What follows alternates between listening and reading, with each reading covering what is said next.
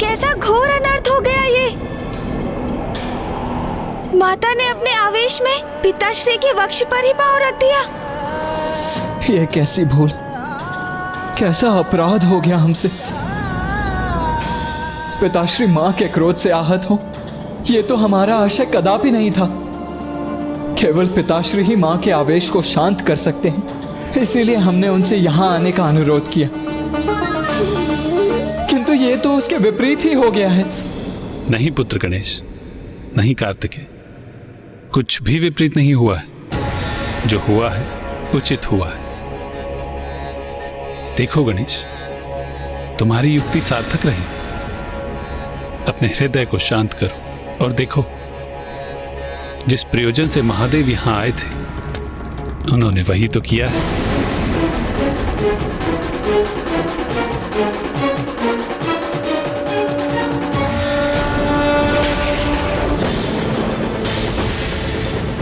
मुझे ऐसा क्यों आभास हो रहा, जैसे मुझसे कुछ अनुचित हो गया।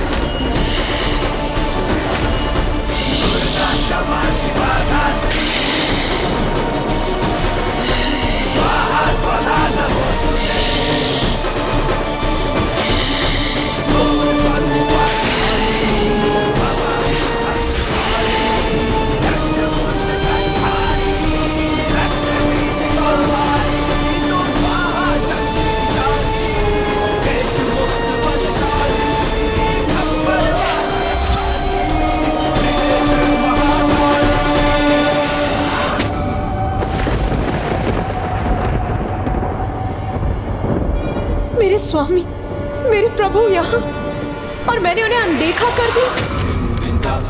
ये कैसा अनर्थ हो गया मुझसे।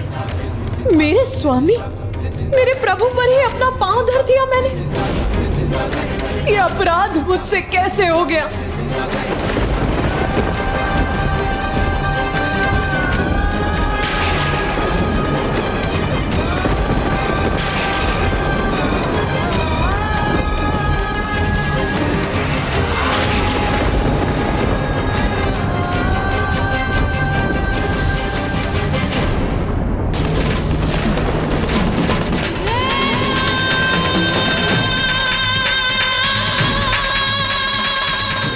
उमा,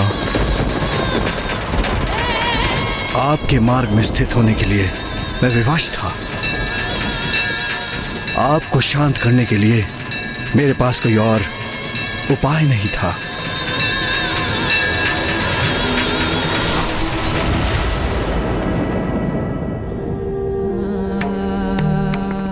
मुझे क्षमा कर दीजिए प्रभु, क्षमा कर दीजिए मुझे। आपको क्षमा मांगने की कोई आवश्यकता नहीं है प्रिय। ये मत भूलिए प्रिय कि शिव और शक्ति तो एक दूसरे से भिन्न है ही नहीं। जैसे सूर्य से उसका प्रकाश, अग्नि से उसका ताप, हम तो समस्त संसार में संयुक्त रूप से व्याप्त रहते हैं, एक दूसरे के पूरक हैं। जब आप उग्र होती हैं तो मैं आपको शांत करता हूं, और जब मैं उग्र होता हूं तो आप मुझे शांत करने का कर्तव्य निभाती हैं। हमारे मध्य किसी प्रकार के दंभ और अपराध बोध का कोई स्थान नहीं है प्रिय। अज्ञानी है वो जो पुरुष को नारी से अधिक महत्व देते हैं। और आज की घटना के बाद ये सब उन सब के लिए बहुत बड़ी सीख है। सत्य तो यही है कि नारी की शक्ति से रहित पुरुष शक्तिहीन है। नारी जब भी अन्याय के विरुद्ध खड़ी होती है तो उसका क्रोध प्रलय भी ला सकता है। तब पुरुष को अपना अहम त्याग कर यदि आवश्यकता हो तो उनके समक्ष नतमस्तक होकर उनके क्रोध को शांत करना चाहिए।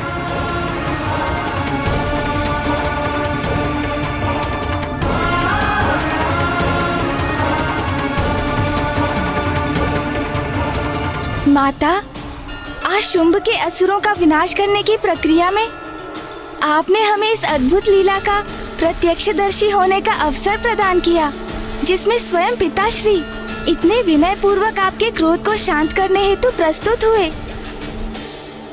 हम कृतार्थ हुए माँ।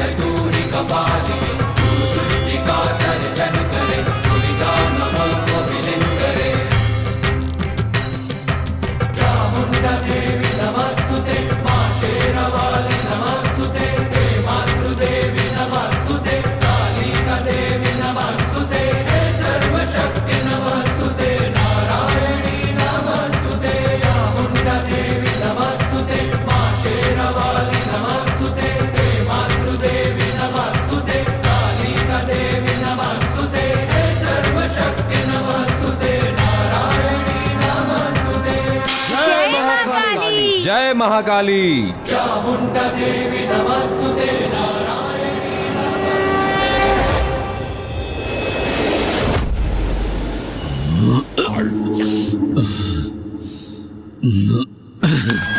स्वर्गाधिपति शुंभ का मुकुट कोई नहीं छीन सकता। धूम्रलोचन का अंत हो गया, मेरे चंड मुंड भी शेष नहीं रहे, रक्त बीज का भी वध हो गया। मेरे इन महान योद्धा सेनापतियों का वध किसने किया? किसने किया? किसने किया ये सब कुछ? उस एक तुच्छ नारी ने।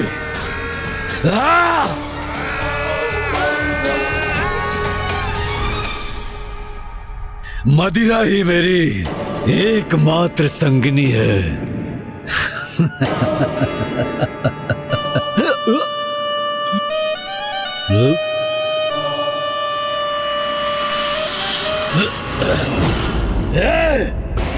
कौन है वहां? मुझे प्रकाश पीड़ा पहुंचाकर अशांत करने का दुस्साहस कर रहा है। मैं हूं असुर महानायक, आपका भ्राता, आपका प्रधान सेनापति निशुंभ। भ्राता निशुंभ?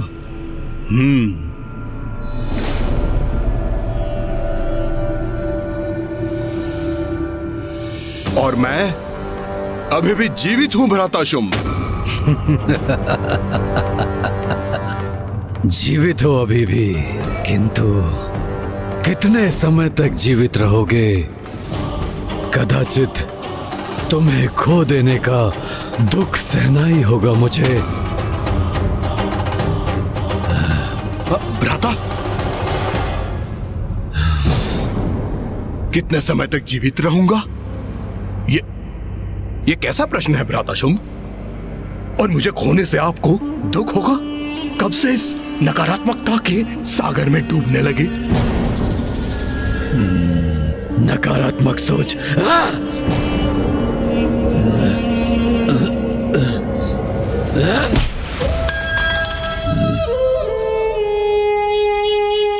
स्मरण है भ्राता शुंभ, आप वो हैं जिसके नाम से देवराज इंद्र भी कंपित होते हैं, और आज आप एक बालक के समान प्रतीत हो रहे हैं जिसकी क्रीड़ा करने की वस्तु कहीं खो गई है।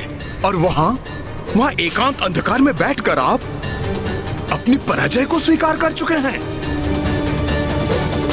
उचित कह रहे हो भ्राता, सत्य है, हाँ सत्य है कि मैं पराजित हो चुका हूं।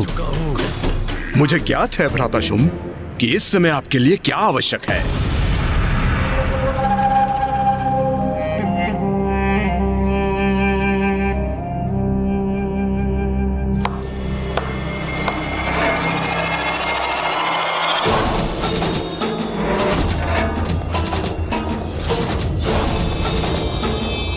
ये सेविकाएं क्यों आ रही हैं यहाँ?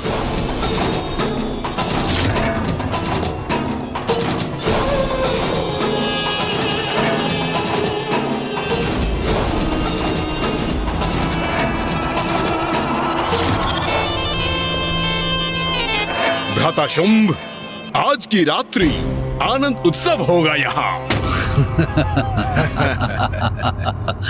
भ्राता निशुंभ, मदिरापान तो मैं कर रहा हूं, किंतु ऐसा प्रतीत होता है कि इसका प्रभाव तुम पर है। कैसा आनंदोत्सव, किसका उत्सव, कैसा उत्सव? भ्राता शुंभ, हमारी भावी विजय का, उसका उत्सव होगा यहाँ। तो क्या हुआ यदि युद्ध में हमारे कुछ सेनापतियों का अंत हुआ? युद्ध में तो क्षति होती ही है, कुछ सैनिकों का भी अंत होता है। किंतु कल मैं स्वयं जाऊंगा देवी कौशिकी से युद्ध करने के लिए।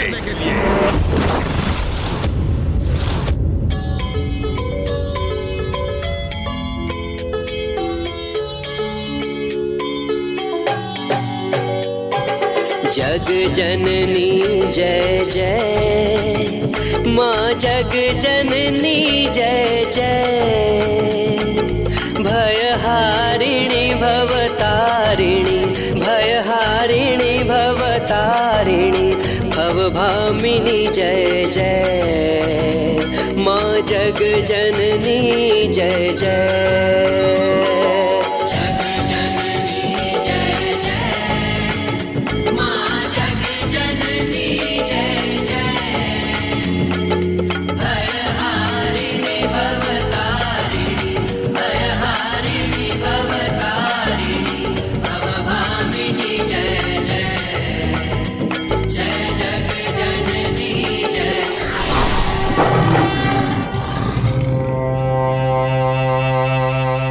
नहीं भ्राता निशुंभ, मैं तुम्हें स्वयं को संकट में डालने की अनुमति नहीं दूंगा। तुम मेरे अनुज हो और तुम्हारी सुरक्षा का दायित्व मेरा है। इसलिए यदि कल कोई युद्ध करेगा तो वो मैं करूंगा, मैं। भ्राता शुंभ, आप मुझे सुख से वंचित मत कीजिए। मैं आपके लिए इस युद्ध में विजय प्राप्त करना चाहता हूँ। असुराधिपति शुंभ के विजय के लिए उस देवी से युद्ध करना चाहता हूँ। कदाचित आपको अनुमान भी नहीं होगा कि उस दुष्टा को पराजित करके अपने इस हाथों से उसे खींच के लाने के लिए कितना व्यग्र हूँ मैं। क्या ये संभव है? क्या वास्तव में निशुंभ उस देवी कौशिकी को बंदी बनाकर यहाँ ला सकता है? भ्राता शुंभ, शंका रहित होकर आप इस आनंद उत्सव में लीन हो जाइए, क्योंकि आज सभी अत्यंत उत्तम भोजन, मदिरा, वस्त्र, आभूषण आपके लिए एकत्रित की है। हाँ, कदाचित यही उचित है। तो कहिए भ्राता शुंभ कि आज अपने भ्राता के साथ विजय उत्सव का आनंद लेंगे। तुम्हारे विश्वास ने मेरी निराशा को दूर कर दिया है भ्राता निशुंभ। आज की रात्रि उत्सव होगा, हमारी विजय का उत्सव होगा। तो लीजिए भ्राता, आपके लिए मैं सर्वश्रेष्ठ उपहार प्रस्तुत करता हूँ। आज होगा आनंद और कल होगी हमारी विजय। हाँ भ्राता, हाँ। तू ही सच्चित सुखमय शुद्ध ब्रह्म रूपा,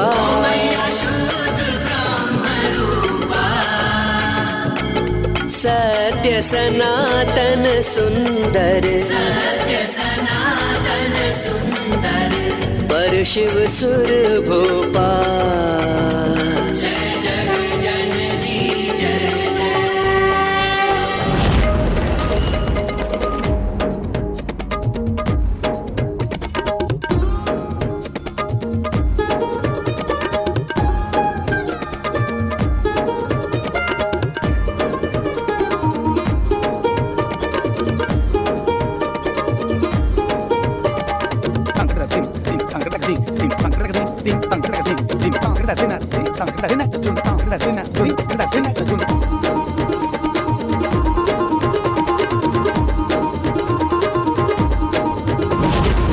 आदि अनादि अनामय अविचल अविनाश अविनाशी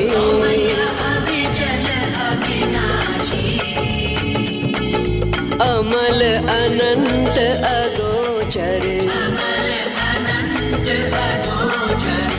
अज आनंद राशि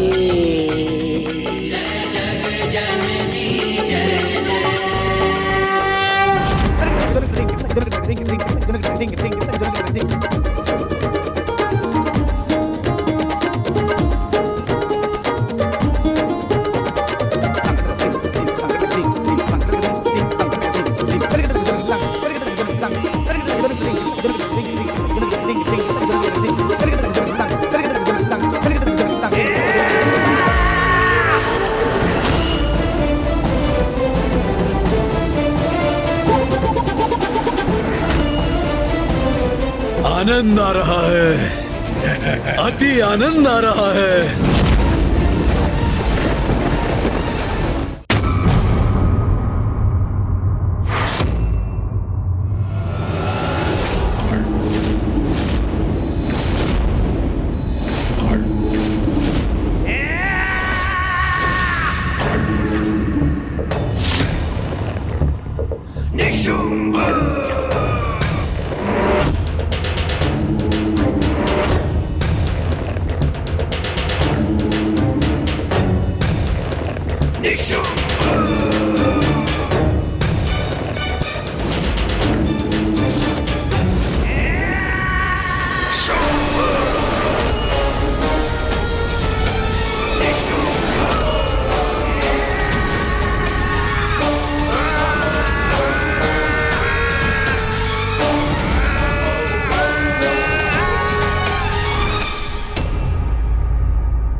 भ्राता शुंभ, आप क्यों युद्ध के लिए सज्जित हैं? मुझे ज्ञात है भ्राता, हमने निर्णय लिया था कि आज तुम युद्ध करोगे तो बस वैसा ही होगा। किंतु मैं तुम्हारे साथ वहां जाऊंगा। तुम्हारे द्वारा पराजित होने पर देवी कौशिकी के स्तब्ध भाव देखने का आनंद जो लेना है मुझे। भ्राता शुंभ, उचित है, सर्वथा उचित है। आइए प्रस्थान करें।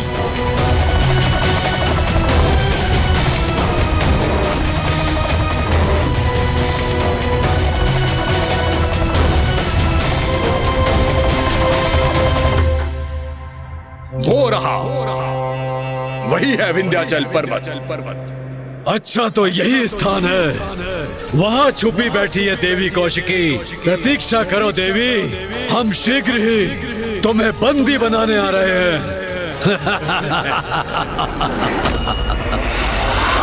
शुंभ, निशुंभ। अंततः ये दो असुर मृत्यु के मुख पर जाने के लिए स्वयं चले ही आए।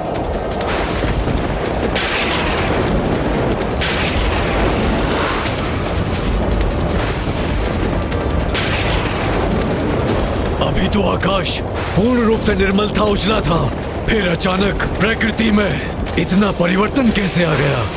ये काले मेघ कैसे उत्पन्न हो गए?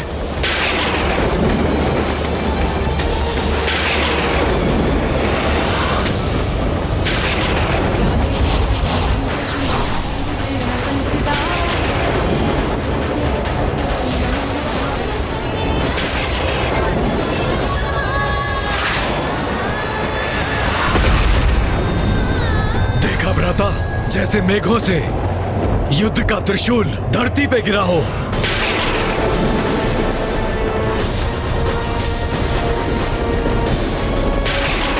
ये काले मेघ, ये भयंकर गर्जना, उसके साथ ये भीषण विद्युत प्रवाह, ये अचानक से कैसे उत्पन्न हो गए?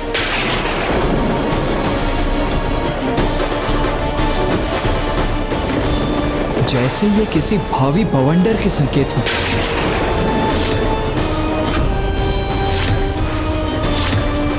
अब एक निर्णायक युद्ध के आरंभ होने का समय आ चुका है, किंतु वो युद्ध इस भयंकर बवंडर से सहस्त्रों गुना अधिक घातक और महाविनाशकारी होने वाला है।